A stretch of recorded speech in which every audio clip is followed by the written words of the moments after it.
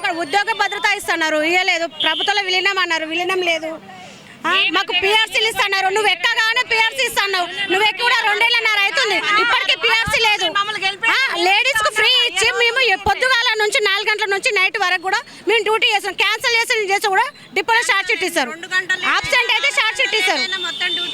మేము ఒకప్పుడు ఎంత నైట్ అయినా 12 కానీ 1 కానీ డిపోలో వండుకున్న రోజులు ఉన్నాయి. మా పిల్లలు న్యూస్ పెట్టి, హస్బెండ్ న్యూస్ పెట్టి. కానీ మా కష్టాలు అనేది మరి సీఎం గారికి ఎందుకు అర్థమవుతలే, మేము ఇంకా వాళ్ళకే తెలియాలి. ఇచ్చిన హామీలు నెరవేర్చమని అడుగుతున్నాం. ఇచ్చిన హామీలు నెరవేర్చి అయిపోతుంది కదా, ప్రభుత్వం విలీనం కావాలి, పిఆర్సీలు ఇవ్వాలి, మాకు ఉద్యోగ భద్రత ఇవ్వాలి. మాకు ఇవే 3 కోరికలు. అదే ఆ రోజు నువ్వు ఎన్నుకున్నప్పుడు ఏమన్నావు, తీసుకురండి మీకు అన్ని ఇస్తామన్నారా లేదా? మీరే చెప్పారు కదా, మాట ఇచ్చారు కదా, మాట ఎందుకు చెప్పారు? మీరు అందరికి ఇచ్చేందుకు ఉంది కానీ మా ఆర్టీసీ వాళ్ళకి ఇచ్చేందుకు లేదా? మేము ఆడపిల్లలం కావా? మీకు కూడా ఆడపిల్లలమే కండి, మాకు కూడా అన్ని కావాలి హక్కులు. మేమేం అడిగినాం, మీరు ఇస్తానే ఏమన్నాం, మాకు ఇస్తేనే మేము ఏమైంది అది వేసినాగా, మేనిఫెస్టో వేసినాము దానికే కదా. నా గుండెకాయ ఇప్పుడు ఎక్కడ పోయింది ఆ గుండెకాయ? ఆ గుండెకాయ చెప్పండి, మీరే అన్నారు. మీ కడుపులో పెట్టుకున్నాం, ఇప్పుడు మీ పిల్లలేగా ఇప్పుడు రోడ్ల మీద పడ్డాం, మా కడుపులో పెట్టుకొని చూసుకున్నావు.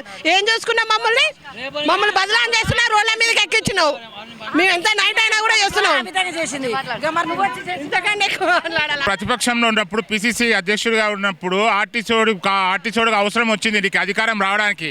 ఇది అదే గద్దెనెక్కిన తర్వాత నీకు ఆర్టీసోడిది 2.5 సంవత్సరాల నుంచి నీకు ఒక సమీక్ష నీకు చేస్తానికి తీరిక పడలేదు. నువ్వు ప్రతిసారి నాకు ఆర్థిక పరిస్థితి బాగలేదు అంటావు. అప్పుడు నీకు తెలియదా? నువ్వు గద్దెనెక్కక ముందు ఇచ్చిన హామీలు ఇప్పుడు గద్దెనెక్కిన తర్వాత ప్రతిసారి ఏ అసెంబ్లీలో మాట్లాడు ప్రతిపక్షాన్ని తిట్టుడే తప్ప నువ్వు రాష్ట్రం కోసం ఏం పని చేస్తున్నావు?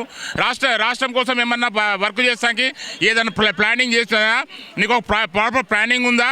నీకు నీ ఆర్థిక మంత్రి నువ్వు అందరు కలిసి మాకు ఇచ్చిన హామీలు ఏమైనాయి?